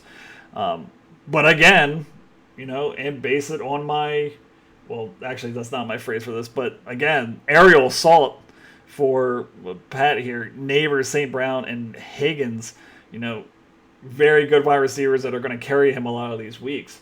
But my phrase for your team, my official phrase, is QB carousel. QB carousel. And that is because of Justin Fields and Caleb Williams. You have no idea who you want to start, I would say. Week in and week out, Fields could give you 25, or he could give you 8. And I feel like the same kind of deal with Williams as well. Although I'm a little more optimistic about Williams, just based on himself, not on a comparison, but based on himself, I think he's going to play better this year than he did last year. But Fields is kind of that wild card. It's not probably a good real quarterback, but a good fantasy quarterback because he runs a lot. So QB carousel for you. Yeah, well, I'll react to that right away and tell you that getting Amon-Ra St. Brown falling to me in the second is the reason why Joe Burrow is not a po' boy right now. I would have drafted him absolutely for sure in the 4th had I started running back, two running backs, 2 wide receivers in those first couple rounds. I would have taken him. Well, I'm sorry. If I would have actually had 1 running back after 3 rounds, I would have taken Burrow in the 4th. I felt like I had to get that running back position. And then after that, Burrow and Mahomes were gone. I already told you, I don't love drafting the Bo Nix, Baker Mayfield, Kyler Murray category, so I just let it ride. And then once Prescott was gone, I let it ride. For sure. Yeah, I mean, it's just kind of the luck of the draw there. But again, I don't think it's bad. I just think it's going to be difficult to try to determine who you want to start in each scenario. You have to pick the best matchup, especially early in the season. It's going to be hard to kind of figure out where they both are. But my favorite pick, and you just mentioned him, was Amon-Ra St. Brown. Again, drafts that I've been doing and mock drafts I've been doing, I've been picking him at 9. Really. Yeah. So I kind of went a little different direction just because I saw the amount of running backs I wanted to get one of those top tier. But Amon-Ra St. Brown, the second, I mean, that is chef's kiss right there. You have Neighbors and Brown, 2 top flight wide receivers. Good for 15 points each week as a floor. I mean, yeah, you couldn't have asked for anything better than that in terms of wide receivers. So Amon-Ra St. Brown in a good Detroit offense indoors for a lot of the season, got to remember that too, is my favorite pick of yours. Yeah, and if what I told you last night is correct, I think I was able to find that I think I drafted 5 of the top 16 target getters from last year. Neighbors, St. Brown, Higgins, Kelsey, and Cooper Kupp. Yeah. Ended up on a per game basis, right, on the games that they played basis. Those are 5 of the top 16 from what I can tell. But my favorite pick actually is going to be a guy who I didn't think when I took him he was going to be a favorite pick, but it is Tony Pollard. Yeah. Here. Yeah. Obviously I start with 3 wide receivers. I'm backfilling at the running back position. I take Kelsey in the 5th. I only have 1 running back after 5 rounds.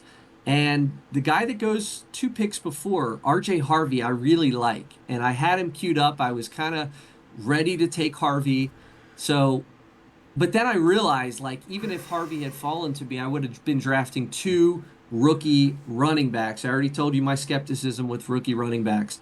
I would have had Travion Henderson and RJ Harvey, definitely 2 guys with a lot of hype, but guys with no NFL track record yet, and I would not have felt comfortable. I feel a lot more comfortable with a veteran like Pollard, who has shown that he can be a pretty solid back in the NFL, and with Tajay Spears on IR to begin the season, that only made me feel even better about it. Yeah, I mean, I totally agree. We talked about this, the unsexy pick. No one's going to jump for joy when you draft Tony Pollard, but very, very solid player, and it definitely fills that role as that number 2, as long as you can get Henderson at the number 1 spot, which, from all reports from New England, I mean, he's, surpassed Ramondre Stevenson. Now, what does his role look like? Who knows? But Tony Pollard definitely a very, very solid pick there in the 6th round. My least favorite pick for your squad, I think I said this during the draft, is Cooper Kupp in the 8th. Just too much uncertainty. New team, new quarterback, new role. He's not that lead guy anymore like he was with the Rams. He has Jackson Smith and Jigba there. Probably going to be a run first team there in Seattle. Play good defense, run first. Mike McDonald being in Seattle. So just not a huge fan of Cooper Kupp. Also injury concerns as well. Always seems to be injured. Just kind of my 2 cents there. Not too much uncertainty for me, but again, in the 8th round, I could foresee you take a stab. But I don't see as much upside as I would with some other players that were maybe drafted behind him. So if you were to say what I said is I'm taking a wide receiver here. I didn't really like a whole lot of other stuff. In hindsight, I should have taken Dak there. Yep. But I felt like, now I needed to get back into wide receivers. Yep. Do you like any receivers that went kind of in the round or so after him better than Kupp? I like Diggs better. I do like Diggs better. Hey, you don't like Addison better? I do not like Addison better. Shakir I like better. And really? I would even say Jennings maybe. Oh, okay. Jennings and Brock Purdy have this special connection. Now I know he was hurt, but I don't know how Sam Darnold's going to use Cooper Kupp. It's that's the thing. It's kind of and with the injuries and with his new role, new team, new system, all this sort of stuff, injuries, all that. I don't know. It's just there's a little more certainty with the other ones. Diggs, I can understand it's a new team, injuries and stuff like that, but there's a lot less competition. You don't have a Jackson Smith and Jigba there, in New England. I don't hate the call. I didn't love drafting him there either. No. I'm going to go around before that and go Jaylen Warren. I think those 3 picks, 7, 8, 9, I didn't feel comfortable with those. I didn't like that part of the draft. A lot of guys that I wanted had just been taken. Pearsall, Ibuka, Golden, Rice, they all went in that round. I was kind of left with scraps, I felt like there, unfortunately. And I took Jaylen Warren. I kind of like him. He's kind of gets a lot of hype, but never quite gets the workload that we hope he's going to get. He's now got a talented rookie behind him, who I snatched 2 rounds later in Johnson, Caleb Johnson. I don't know. I kind of did that strategy, hoping maybe I'll get the running back in Pittsburgh one day, the unquestioned starter. But then I remembered that it's not very often that they often have kind of an elite guy, at least not in very recent years. I mean, even Najee Harris had guys that he was sharing with that got work in that. Let's give a live update here. Javonte Williams scores a touchdown for the Dallas Cowboys. Really? Okay. Oh, shoot. So the it game is started. 7-0. 7-0 in the first quarter. CeeDee Lamb caught a long ball, too. All right, hey, I'm good on my call there. I think he was my favorite player, right? CeeDee Lamb or Javonte Williams? No, he's Javonte. Yeah. Okay. So that was your least favorite, my least favorite. Yep. Grade for you. Let me figure that one out. Grade for you. I actually gave you an A. Oh, God damn it, Adam. Come on, man. I like the team setup. You're really gonna... I like the team setup. I think Fields or Caleb Williams has possibility to be a top 10. And I like Pollard. I don't really like Kelsey. That was my other one that I wasn't really sure of. But Neighbors, St. Brown, and T. Higgins all could be top 10 wide receivers at the end of the season. Yeah, that's a fantasy Cardinal play if I've ever seen one. The app gave me a B-. Okay. So tied with you. Fair enough. Okay, let's go to Charlie's squad, who is Charlie. I think they're still the Reisterstown Rockets. So going through his squad, you had Nico Collins, Lamar Jackson, Hall, Walker, Flowers, Smith, Samuel, Ingram, Chubb, Scattaboo, Thielen, C.J. Stroud, Boswell, Bateman, New York Jets defense, and Jonnu Smith. My phrase for Charlie's team is the Great Hall question. The Great Hall question. Yeah. So looking at his team, just first 5 picks, goes Nico Collins, obviously top wide receiver, deserves to go in the first round. Then goes Lamar Jackson here in the second round. So goes very early, first overall quarterback picked, which again is going to kind of mess up your depth chart a little bit if you're not careful. First running back off the board for him is Breece Hall.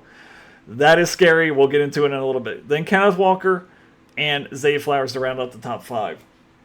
Goes 2 wide receivers, 2 running backs, a quarterback. But a little bit of questions here with some of these players. Yeah, I mean, that's what happens when you screw up the whole draft for everybody by taking a quarterback right at the top of round 2. It does. I mean, it forces you to take some guys that have some question marks in those kind of round 3, 4 range. We'll get into it a little bit more with a couple of these guys, but yeah, there's definitely some questions at guys that you don't want to have to question. Right. So my favorite pick for Charlie's team is in the 4th round, Kenneth Walker. Again, very talented running back. Is the guy in Seattle as long as he can stay healthy. Touchdown machine, catches the ball in the backfield, explosive player. Could be a borderline running back 1, but very, very, very solid running back 2, to say the least. So really like Kenneth Walker there to round out his running back room, at least his starters there. Kenneth Walker, my favorite pick for Charlie. Only 24, by the way. Which seems crazy to me. What's that? Kenneth Walker is 24 years old. Yeah. I feel like he's like 39. I'm going to go a little bit later and say a guy that you mentioned earlier, which is Evan Engram. Yeah. In the 8th. I just like the value. You took a quarterback early, realized, after taking him in Lamar Jackson in the 2nd, that you needed to backfill your positions and waited on tight end, showed good restraint, I think, there to kind of get an end of the tier type of guy in Evan Engram. I think that was just good patience. Njoku had just gone. Some of the other guys that I really like had already gone. So I think Engram represented good value in the 8th round. For sure. That is a good call there. Now, my least favorite player, I didn't really bury the lead, but it's Breece Hall in the 3rd round. Just too much. New coaching staff now, just new quarterback that doesn't throw the ball to running backs. He's just going to take off and run, kind of like the Lamar Jackson kind of thing where he doesn't throw to running backs because if he was going to throw to a running back, he's just going to run. Kind of disappointing season last season, just based on where he was projected to be drafted, ended up PPR 16. And now on probably, is it a better offense? I don't know. Is Braylon Allen going to push him for carries? Probably. So there's just, for taking a quarterback that early, I would have rather had Kamara. I would have rather had Henderson. I would have rather had Connor. I would have rather had Hubbard. I would say Pacheco, Swift is kind of where that draw the line there, but all those running backs I'd rather have more than Breece Hall.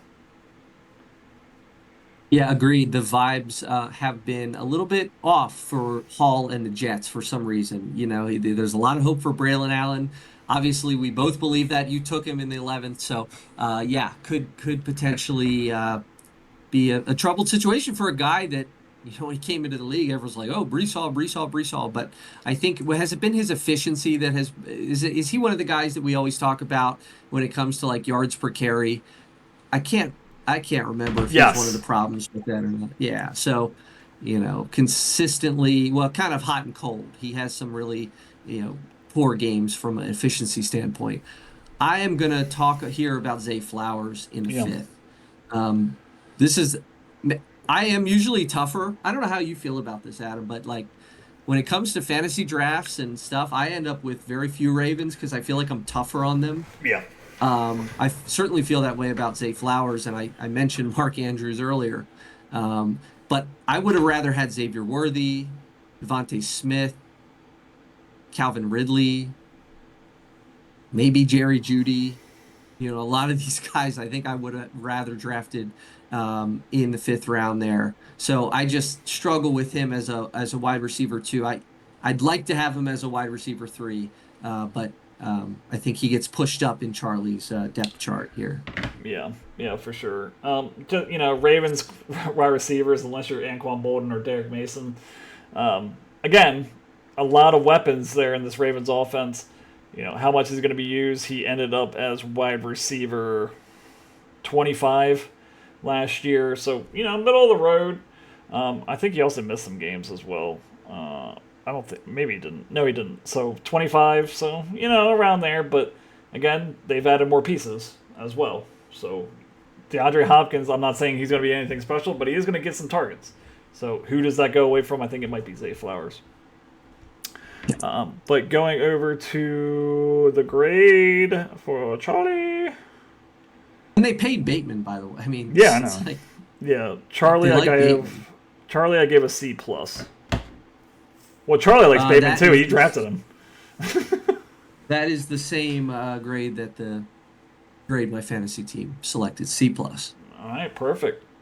And going over to our last team, that would be Josh. What's their team name? His team name? Chum Buckets. Chum Buckets. Okay. Curtis Bay Chum Buckets. Okay. So, looking at his squad just real quick. Nacua, Jacobs, Hurts, Kamara, Worthy, Harvey, Njoku, Myers, Jennings, Purdy, Ford, Ferguson, Packers, McLaughlin, Marks, and Palmer to round out his draft. Just through the first 5, Puka Nacua, obviously PPR monster. Doesn't have Cooper Kupp there. He is the X factor in that Rams offense. Josh Jacobs, touchdown machine, no real competition. Jalen Hurts, top 3 fantasy quarterback. Just in terms of his rushing ability, they didn't get rid of the tush push, so good on him. Alvin Kamara, who always seems to be way too late than he is, and Xavier Worthy to round out the top 5. My phrase for Josh is Puka stands alone. Puka stands alone. We'll get into that why, but just my feeling based on the roster construction, there was a real big drop off in my view from Puka to the number 2 wide receiver of Xavier Worthy. Okay. So my favorite player in this for his draft is Alvin Kamara. In the 4th round, this guy just seems to just keep plugging along. Everyone's like, okay, this is the year he's going to fall off. This is the year he's going to fall off. This year he's going to fall off. He just continues to be a top fantasy running back, catches the ball, throws the ball. Wish my thing would load. It's not. But always seems to be in that top 10 conversation in terms of running back. And now the offense has never been as bad, so they're just going to run him into the ground. I feel like they're going to get the ball in his hands any way possible. He's the most talented player for their offense, rookie quarterback, so they're going to even more lean on the run there with the Saints. And even if they get behind, no problem. He can catch the ball in the backfield too. So again, the most talented player is going to touch the ball the most in that offense. Love that pick in the 4th round. I will agree with you on Kamara. I would have taken him 2 picks later at 4.3. And I will say another running back on this team, RJ Harvey, who I just mentioned when I'm talking about my team. Like I said, I had him kind of queued up a little bit. I didn't feel totally sure about it. And I told you I didn't like him because he would have been the 2nd rookie running back on my team. Different situation for Josh. He is the 3rd running back behind 2 veterans like Jacobs and Kamara. So I really like that pick as a running back 3 in the 6th.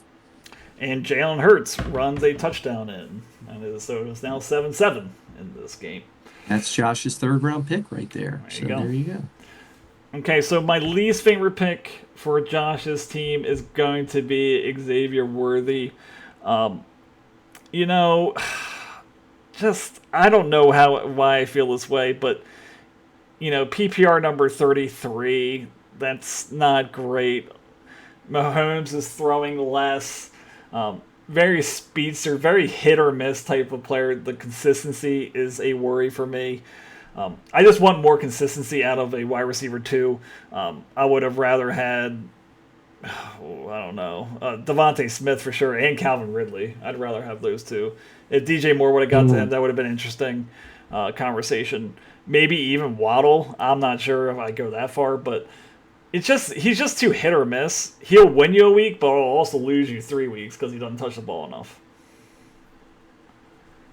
Yeah, he came alive at the end of last year with 3 straight games of 9 or more targets. He scored over 19 fantasy points in PPR in each one of those 3. So like Jonathan Taylor, who ended the year on fire, you're hoping that Worthy continues that into his second year with Rashee Rice out for 6 games.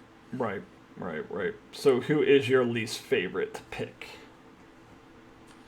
Least favorite pick here. I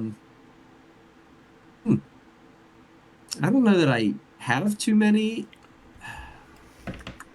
I actually like this team a lot. Okay, we're just gonna leave it at that. It's a good team, man. Yeah. I don't know. Probably Brock Purdy. Okay. I think it's just a wasted pick. Like carrying a second quarterback, drafting a second quarterback in the 10th round when there's guys behind him that, you know, I think are perfectly fine, capable number 2s that frankly have a little bit more upside than Purdy. I would have rather maybe gotten a guy that has some upside at a position like Cam Skattebo or Jaden Blue or even Josh some of the Downs. other guys. Ollie Gordon there with Miami. Yeah. I think I just would have used that pick differently. For sure. So going over to our grades for Josh, I had him at a B+. Okay, you're well above grade my fantasy team, who had a C+. Oh, okay. So that is our draft coverage of the season for the 2025 draft. Any parting thoughts? Maybe some programming notes at the end. Go watch some football. Let's go watch some football. We'll try to record these on Tuesday of every week for the weekly recap, and they will be out Wednesday morning on YouTube, Spotify, all the places you get podcasts. So we will see you all on Wednesday. Bye, everybody. See ya. Thank you for listening and your support. If you enjoyed the show, please make sure to like and subscribe on YouTube and Spotify.